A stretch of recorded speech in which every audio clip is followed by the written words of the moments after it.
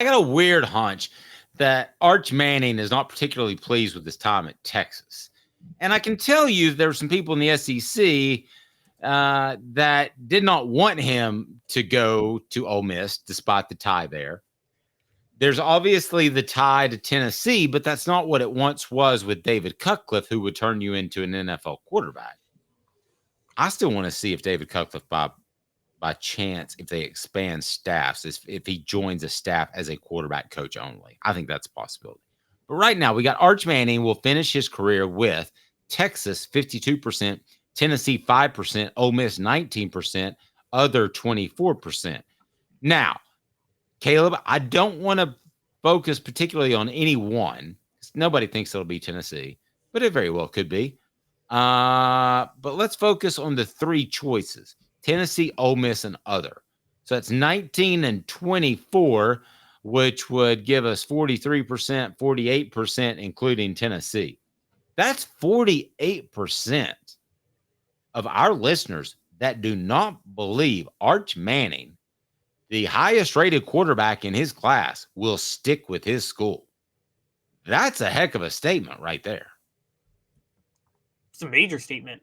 I think it was a big storyline when I think Arch Manning thought Quinn Ewers was going to leave for the NFL after 2023. I do too. And I think and it shocked him that Quinn Ewers came back. And by the way, Quinn Ewers has another year of eligibility after this year, for those who don't know.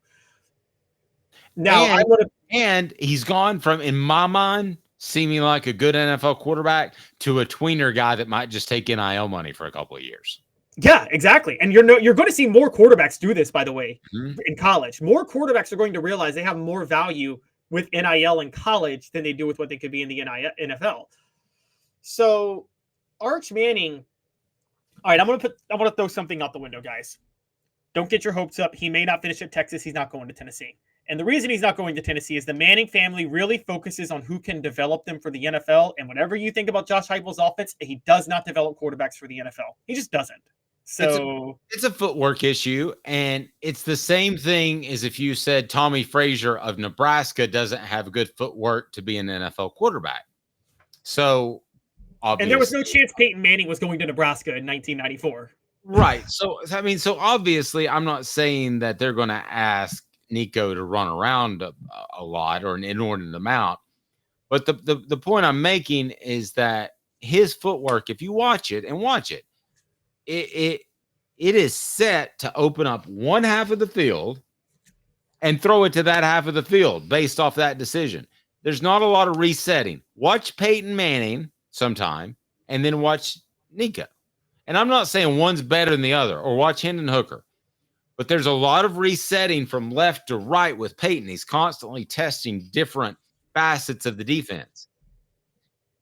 Nico, or Hendon Hooker, theoretically Joe Milton should have been, able to read a defense, set your side, and then make the single read on one side of the offense, on one side of the defense. But that hasn't happened. I think Nico will be able to handle that, and I think he'll be very good at that. I agree. Now, here's where, with Arch Manning, the reason I would still bet on Texas over Ole Miss is because, Dave, this is crazy. It's not as bad as Tennessee, but Lane Kiffin's system is not conducive to developing quarterbacks that well for the NFL either. Lane Kiffin came out of people think that because he was at USC with Pete Carroll, and, everybody looks at the Matt Leinerts, Carson Palmers. One, Matt Leinart was a bust. Everybody knows that. Dave, you and I could have played quarterback for those USC teams and maybe won the Heisman, right? Yes. In the mid-2000s.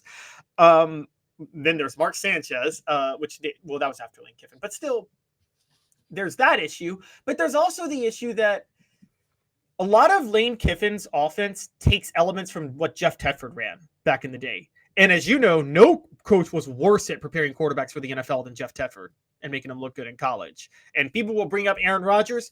Guys, I don't know if you know how much Green Bay had to do to rework Aaron Rodgers' footwork before they could start him. He had to sit for 3 years behind Brett Favre because he would have been a total disaster had he started before that. They had to completely retrain him out of play quarterback because Jeff Tedford taught you every bad habit in the book. And Lane Kiffin comes from that coaching tree. That's why he worked with Jeff Lebby, who also worked under Josh Heupel, and that's why Lane Kiffin has worked with Kendall Briles. Well, now wait a second. Let me stop you on one thing. You seem to be saying coaching tree as if that's a bad thing. To me, it's just different. It's different than what David Cutcliffe teaches as a pro style. It's not better nor worse. It's just different. I'm saying if you're a Manning looking to be developed for the NFL as well as possible, you're not leaving Steve Sarkisian for Lane Kiffin or Josh Heupel. You're not. Okay, but let me ask you this. What if the next evolution of football is a Josh Heupel type of offense where you make things easier on the quarterback because you're only reading half of the field? I'm just throwing this out there. I'm not saying I believe this, okay? But what if that's the next evolution of football? Then the Mannings are smart enough to say, Arch has got 10 good years to play in the NFL. This offense may be in vogue. Let's get him in this offense under Josh Heupel. Does not work in the NFL for 3 very big reasons. Okay. Most important reason is Josh Heupel's offense depends on receivers being able to torch cornerbacks on the outside, doesn't it? Well, truth to that, yes, I will not disagree with that. Cornerbacks don't get torched in the NFL, guys.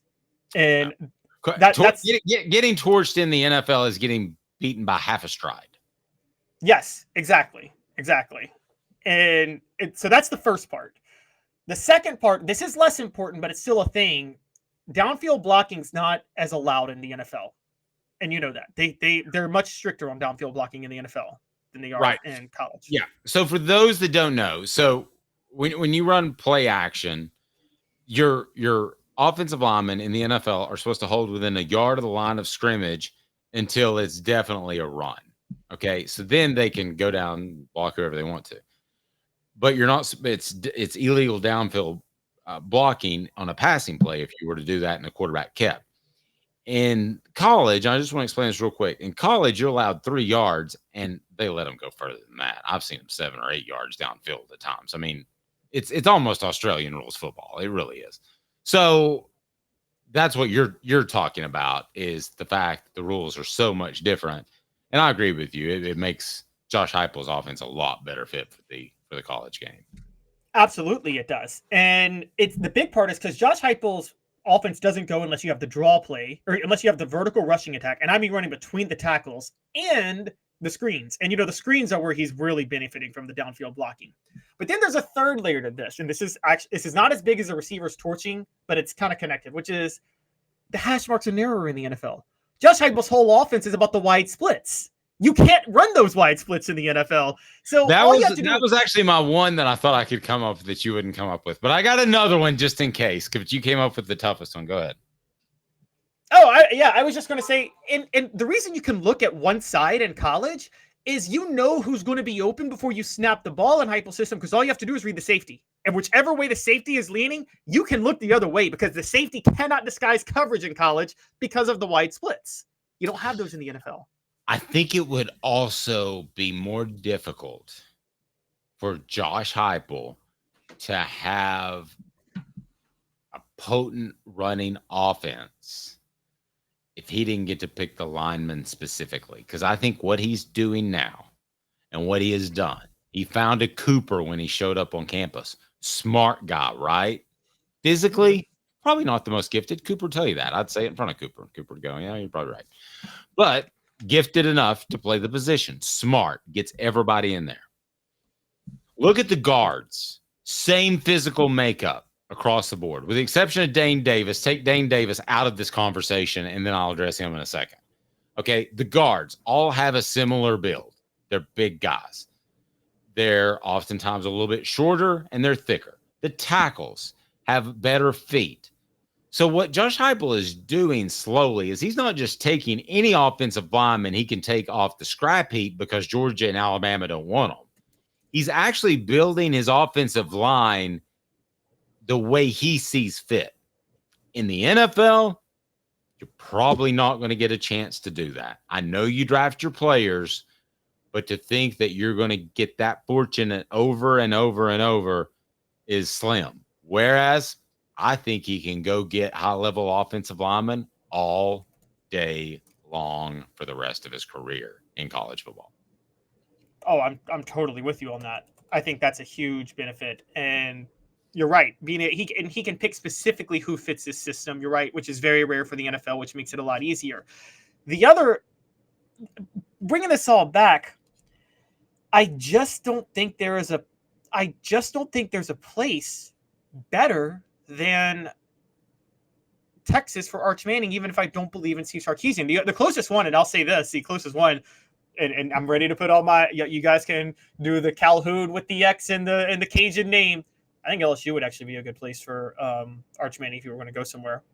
He's from Louisiana, and LSU's new offensive coordinator is Joe Sloan, who, Dave, don't laugh, but he worked under Billy Napier when Billy Napier was at Louisiana Tech. But Billy Napier does, whatever else you think about him, does like to run the pro-style offense. So he would be going to a pro-style offense with a system that just produced a Heisman winner. And so LSU is the best bet for Arch Manning if he doesn't stay at Texas. But Garrett Nussmeier's there. I wouldn't go to LSU. I'd want to go somewhere with a great quarterback coach. I'd go to Alabama before I go to LSU if I was Arch Manning. Well, that LSU has a great quarterback coach. That's what I'm talking about. Joe Sloan is very underrated as a quarterback coach. The other one I would bring up is, I guess we may agree to disagree how great he is. And Steve Ensminger is still there as an analyst. Yes. And so, and that's a huge help. So between the two of those, I would consider LSU. I would also consider, this is a funny one. You're going to laugh, Dave. How about the rival of Texas? How about the Aggies, who have a Harvard graduate and Mike Elko as head coach? Their new offensive coordinator is Colin Klein, who came and they've got an office open because the baseball coach left. Yes, exactly. There you go. So Colin Klein is from he played under Bill Snyder and developed under Bill Snyder. And Dave, you know this. Everybody thinks that Bill Snyder ran like the triple option at Kansas State. No, Bill Snyder ran what he had to run. He was almost David Cutcliffe, wasn't he? In the sense that he could adapt to whatever he needed to adapt to. The reason he didn't run a pro-style offense at Kansas State was because he couldn't run a pro-style offense at Kansas State because he couldn't have the talent to run the pro-style offense at Kansas State. Okay. You won me over by the end of the statement. You lost me in the beginning, but you won me over by the end. Be sure to hit that like and subscribe button. Continue, Caleb. Yeah, and so I would say that coaching under Colin Klein could really help. Now, some people are saying this on the message board, and they're very right. Oregon's a great one. Dan Lanning's running a pro-style offense out there.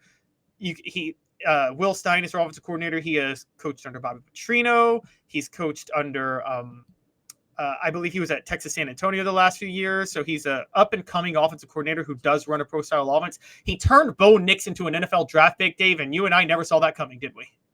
No, we did not.